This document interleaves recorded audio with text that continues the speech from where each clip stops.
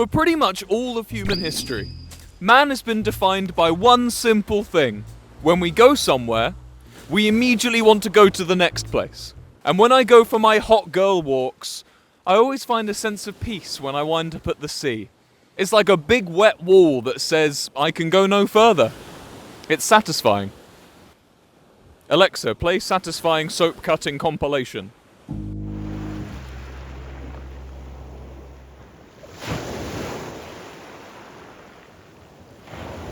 But what if I wanted to go further?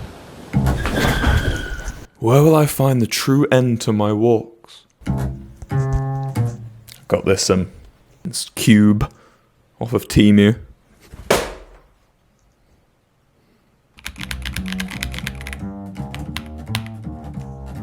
Dunnet Head in Scotland. Yes, that's perfect. I mean, look, it's only 11 days to walk there, and I get to see the beautiful Highlands of Scotland. It goes through Inverness, Cumbernauld, Cummertrees, Cummersdale, Cockermouth. Yes! And it's a really simple journey too. I just need to head up to Birmingham.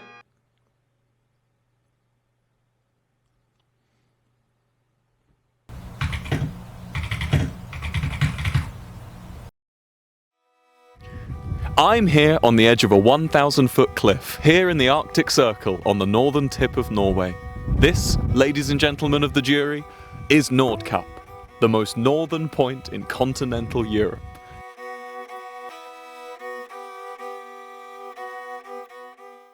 The word continental is doing a lot of heavy lifting in that sentence, I know. And if we remove the word continental, there's like 100 more northern points and islands all the way across the Arctic Circle, but islands don't count. Let me put this into perspective for you. If you were in Cape Town, South Africa, the very southern point of Africa, and you wanted to walk as far north as you could without touching water, this is where you would end up. In mother friggin' Norway. This is the same continuous landmass as Zimbabwe, India, Italy, Korea. If they wanted to go as far north as they could, this is where they would turn around. This is where their journey would end. And oh, thank the Lord above, we are over 1,000 miles away from Birmingham. The astute among you may have realized that right now I am in fact visible. This is thanks to the Earth's sun, which is scheduled to set around 524 hours from now. Yes, 500. Because the Earth rotates around the sun on a big old wonk, it means the closer to the poles you get, the harder it is for the sun to rise or dip under the horizon. We are so far north that in the summer, the sun physically cannot set at any point during the day or the night. In English, we call it the midnight sun, but in the tongue of the indigenous Sami people, it is called Gashkaia Bevash. I sure hope I said that right. The area around Nordkapp has been inhabited by indigenous people for thousands of years. This cliff was specifically known to the Sami people as Niskanes. Luckily for people like me, who can't speak ancient Nordic languages, England came along in 1553 and discovered it for ourselves, calling it North Cape, innit? Over the next few decades, due to its visibility and how far north it sticks out, sailors and fishermen alike began using the cape to help navigate around the confusing and dangerous Arctic Ocean. Cartographers began to cartograph it, and soon every map featured our boy Nordkapp. Remember how humans are constantly desperately trying to walk to a new place all the time? Well, map nerds quickly discovered how far north this place was, and soon it became a bucket list item for history's earliest extremist tourists, who were just like the tourists of today, except they were horrible, had 5 arms, 2 heads, and could breathe fire. The first documented tourist to set out for and reach Nordkapp was a Catholic priest by the name of Francesco Negri. In 1664, driven by a deep wanderlust and, much like me, just wanting to see how far north he could go, he arrived here and said, "Dare I say, I am at the edge of the world." Which ended up being a lie, because the world continues for another infinite miles in all directions. Other notable polar prancers include Prince Louis Philippe of France, King Oscar II of Sweden, Kaiser Wilhelm II of Germany, and King Chulalongkorn of Thailand. These little regal trendsetters did such a good job marketing the Cape that soon countless tourists were pulling themselves off. of boats and climbing these cliffs to get a big whiff of that Arctic air.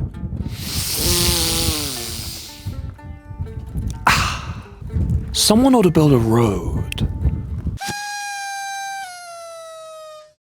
By 1940, Nazi Germany occupied this region. Norway was invaded with complete brazen brutality and destruction, with one Norwegian politician practically welcoming them into the country. I could go off on one of my very common tangents here, but I'd much rather talk about a Norwegian war hero.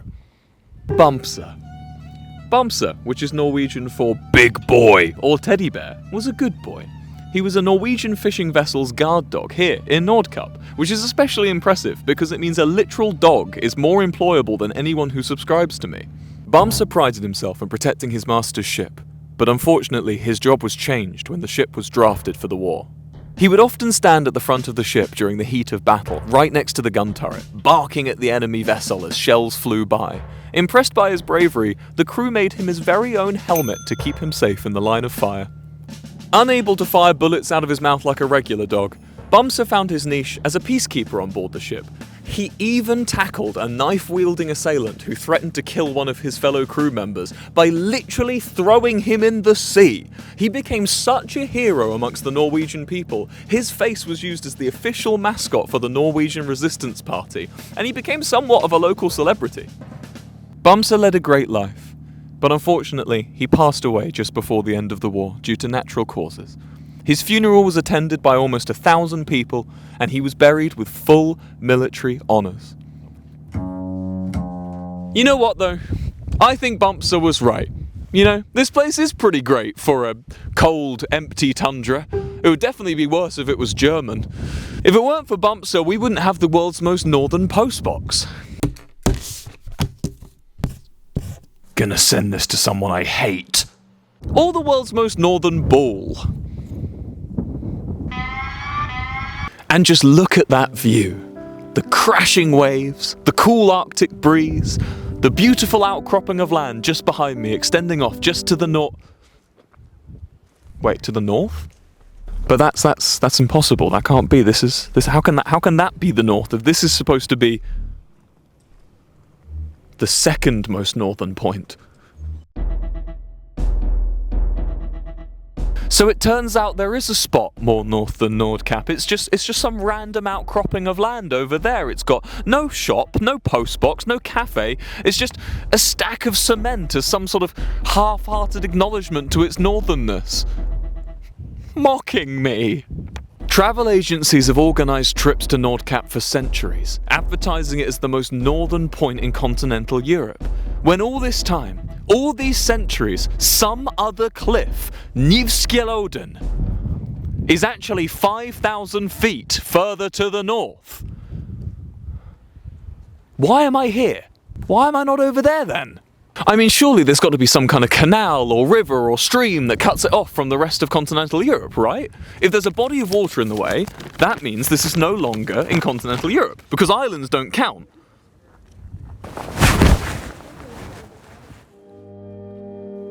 Nordkapp is situated on the northernmost point of Margaroya, an island in the frigid northern reaches of Norway.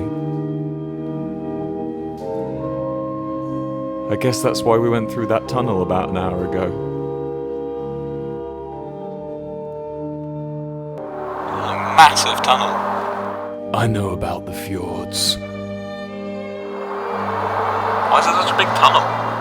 I'm in my tunnel era right now, and I'm not happy.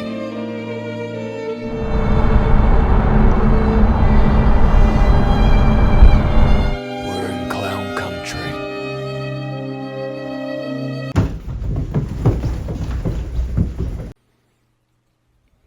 Norway took my money, and they made a fool out of me. They have earned a place on my long list of enemies.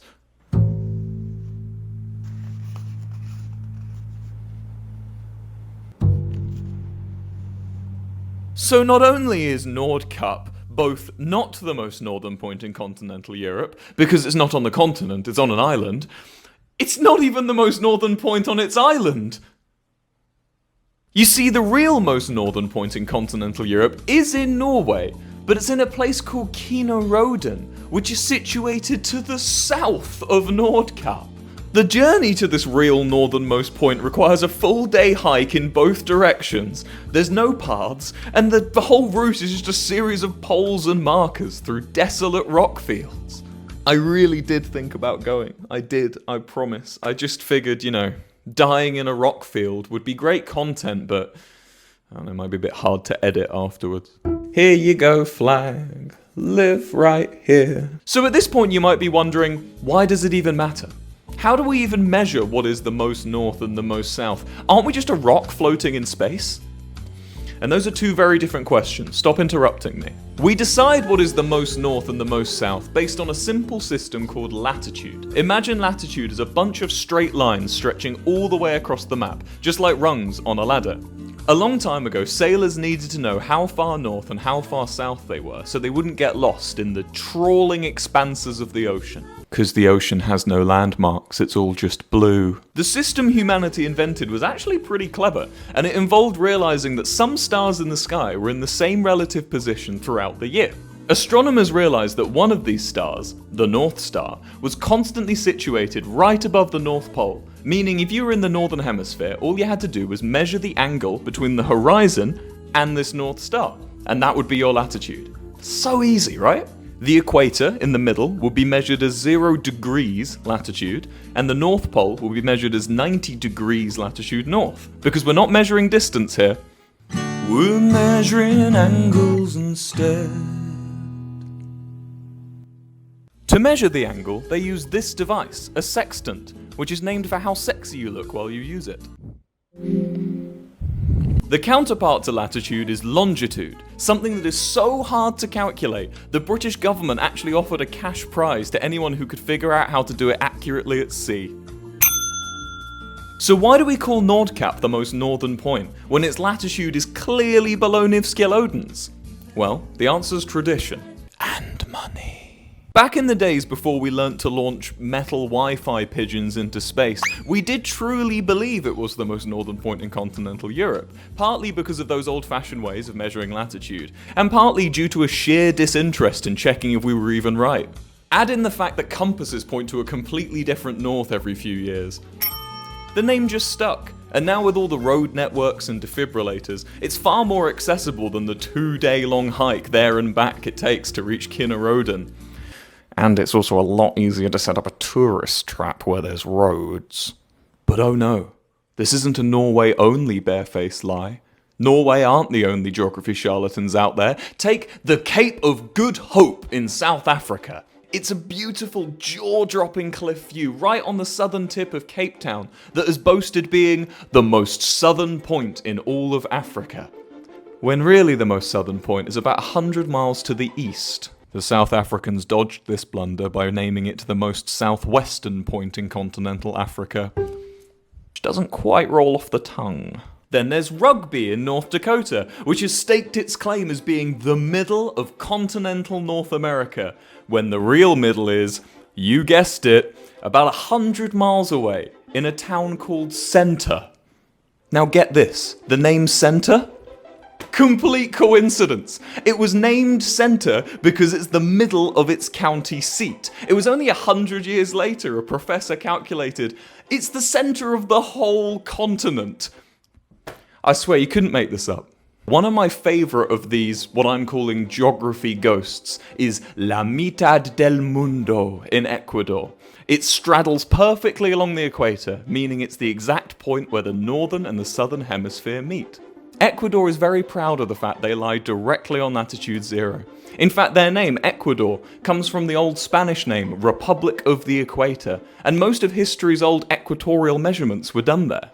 You see, back in the olden days where there wasn't much to talk about, a bunch of French people, /neg, came together to decide whether the Earth was fatter in the middle or fatter on the edges. Science had already agreed that the Earth was a sphere. However, due to the fact that pendulums swung at slightly different speeds nearer the poles than they did near the equator, people started to figure that maybe it wasn't a perfect sphere. Correct! The French thought it was longer at the top. Wrong! whilst the English thought it was bigger in the middle.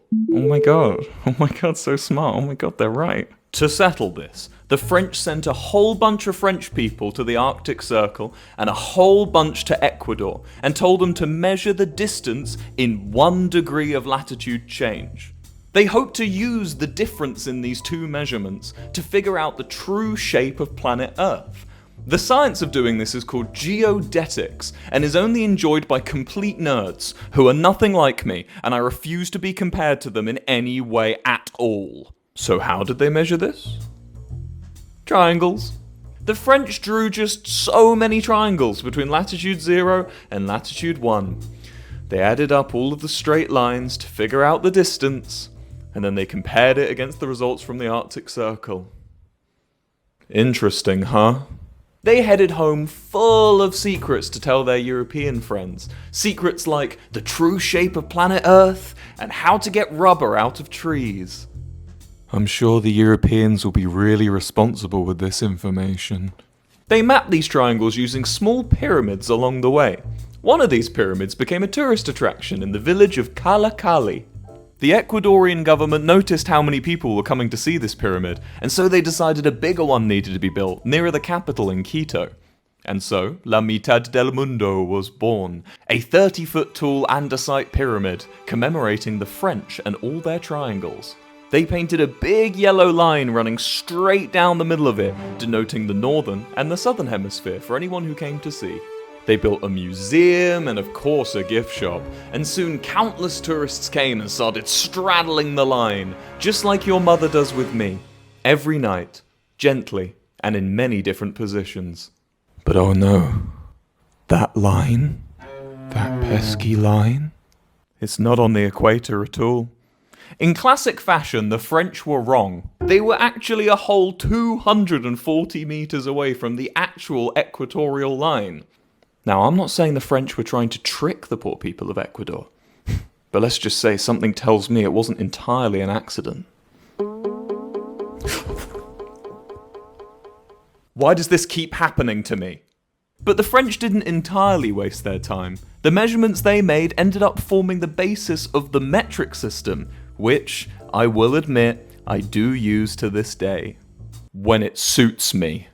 The French scientific community decided that 1 meter should be 1/10,000,000th of the distance between the equator and the North Pole. 20 million of these so-called mètres. And you've got something called a meridian. Take one of those meridian lines and slap a big old 0 degrees longitude on it. You got yourself a prime meridian, baby. Having the prime meridian run through your country would be quite the accolade. It means that every country on planet Earth would have to reference you when they're talking about coordinates to anywhere. It also puts you right slap bang in the middle of most maps, which presumably matters to someone somewhere. It mattered to the king. King of France. The king had just commissioned a brand new observatory right slap bang in the middle of Paris, and he put the new meter on display there. Old King Louis felt that Paris had earned its place as being the centre of Europe, and therefore should be the spot for this new global standard. But a whole bunch of countries were already using their own prime meridian. France said no, and it should be theirs. Due to all this annoying bickering, in 1884 the president brought everyone to Washington DC to have a big conference about where the meridian should be. Sadly for France, a different prime meridian was chosen. This is Greenwich Observatory in London. This is the spot that most people would agree the Eastern Hemisphere meets the Western Hemisphere. This is the spot that won the coveted Prime Meridian title all the way back in 1884. And we won it fair and square, too. You see, unlike the Paris Meridian, by the late 19th century, most of the world was already using maps centered around the Greenwich Meridian. When it came time to vote, most countries agreed that it would be too much of a hassle to change all maps to center around Paris, so Greenwich won in pretty much a landslide. This site is a source of great national pride for the British. Not because we got to be put in the middle of maps, who cares about that? It's because we got to stop France from being put in the middle of all the maps. Any victory over the French is worth more to a British person than some invisible line. I mean, what have the French even contributed to society anyway, apart from Braille, cinema, photography, the metric system, modern medicine, most Western culinary and fashion advancements, and the Age of Enlightenment? And here it is behind me, the line that divides the world, teeming with tourists, England's very own geography landmark. And it's only wrong by 100 metres. This spot right here is the actual prime meridian. It's a bench. It's a bench in the middle of a field. But you see, there was an issue with British calculations. When we decided that that spot should be the meridian, we calculated its position using gravity. But this was before we learnt about that damn bulge. All those freaks over there lining up to take their photos, when the real prime meridian's right here. Someone ought to tell them. Due to the shape of the planet, we only found out that gravity wasn't consistent when the French did, meaning that that spot over there, not the meridian. And here's the kicker. This real line? It's about 0.0015 degrees closer to Paris. This means that technically, every map is a little bit more French than it was since 1984.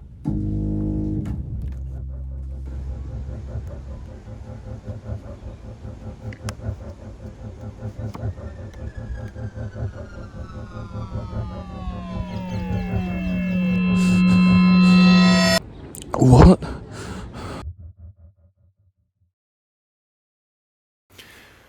You are currently looking at the point by which the prime meridian meets the south coast of England. It's a water damage repair shop in the sleepy town of Peacehaven. It's called Mold Solutions, and I know what you're thinking. I haven't come here to brazenly repair the water damp that's in the walls of my house. Instead, I came here to prove a point to you. I came here to prove that this line is completely arbitrary. Well, I'd argue the same could be said for Nordkapp, allegedly the northernmost point of continental Europe. And yes, it's fair to say that north and south is rooted in reality. I mean, the Earth is rotating, and the point closest to those axes is the north and the south. That makes sense, that's rooted in reality. But the real question is, where is the northernmost point of land? If you ask the question, where's the northernmost point on planet Earth, the answer's the North Pole. But that's just floating sea ice, that's just a coordinate at this point. If we want specifically land, then there's hundreds of gravel sandbars scattered throughout the Arctic Circle. They rise and they sink throughout the months. Do those count as land? If we want a European, continental, northernmost point, it's technically in Norway. But that's only if you discount Russia. Does Russia count as Europe? Some people would say yes, some people would say no. But the fact is, a continent is also not a strictly defined thing. It's just something that the people of this planet deemed a major landmass. There's no strict rules that make something a continent or not. So where does this leave us? Well,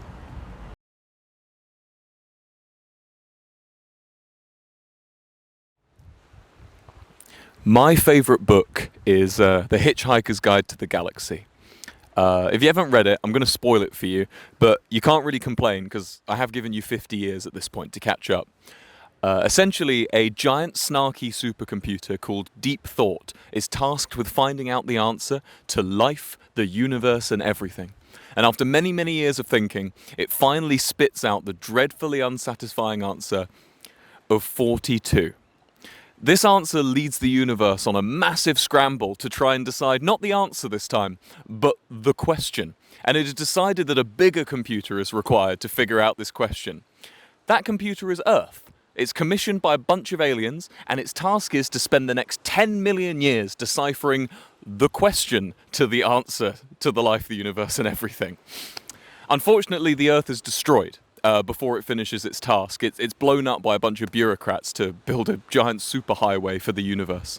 And still the universe demands the question, but the question never comes. The answer 42 is ridiculous, but only on the surface. It seems to hint at some hidden structure underneath without revealing it. It's tantalizing, it's absurd, it's funny. But most of all, it points out the satire in how we humans crave these simple answers without first pondering if we're even asking the right questions in the first place. 42 feels right. just as Nordkapp being the most northern point in Europe feels like it could be true. Both are clean and tidy answers in a messy and confusing world. So then what does it mean, dear viewer, to have been to Nordkapp, to have been to the cliff that boasts being the most northern point in all of continental Europe, as long as you ignore the fact that it isn't in continental Europe.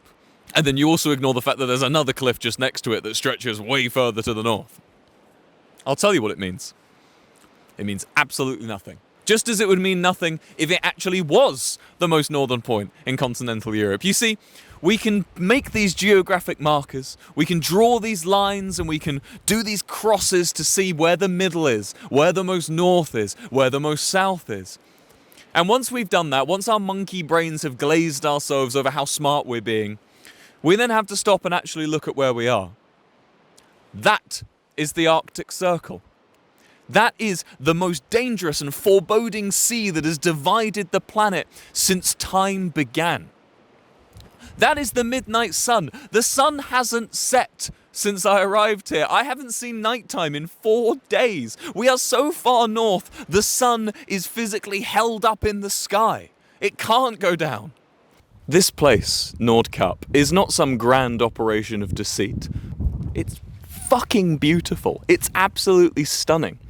Accuracy has been sacrificed, whether intentional or not, so we can all live a big old fat fib. So even if this place isn't truly befitting of its title, it still made me feel like I was on the edge of everything. Norway Board of Tourism, I am at your mercy. I will eat your slop. I will pretend Nordkapp is the most northern point in continental Europe, as long as you let me see it first. I'm on top of the world, yeah. I'm on top of the world, yeah.